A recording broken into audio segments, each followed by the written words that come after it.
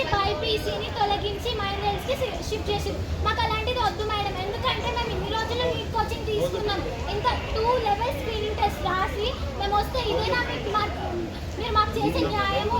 ఇప్పుడేమో 10th class వాళ్ళని ఎలాంటి ఇది లేకుండానే జాయిన్ చేసుకుంటున్నారు.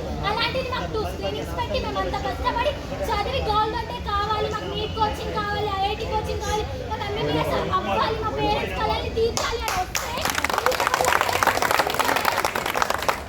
Madam, I have a question that me IAS position మాకు ఇచ్చేయండి మరి అని ఒప్పుకుంటారా మీరు? మాకు కూడా మా గవర్నమెంట్ కావాలి. ఇన్ఫర్మేషన్ ఇస్తే 3 మంత్స్ మీరు మా గెస్ట్ ఫ్యాకల్టీని తీసేసి మాకు 3 మంత్స్ లాస్ ఎక్కువ తెచ్చిర్రు.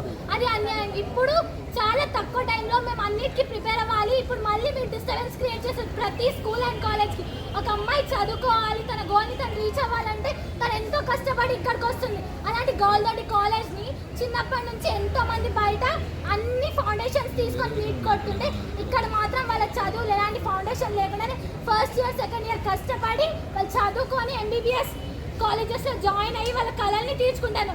అలాంటిది మీరు ఈరోజు వచ్చి ఇక్కడ కాదు అక్కడ అని మాకు డిస్టర్బెన్సెస్ క్రియేట్ చేసి రేపు ఒకవేళ మాకు మా పేరెంట్స్కి ఏదైనా అయితే మా గోల్స్ని రీచ్ అవ్వకపోతే బాధ్యత మీరు వహిస్తారా? సో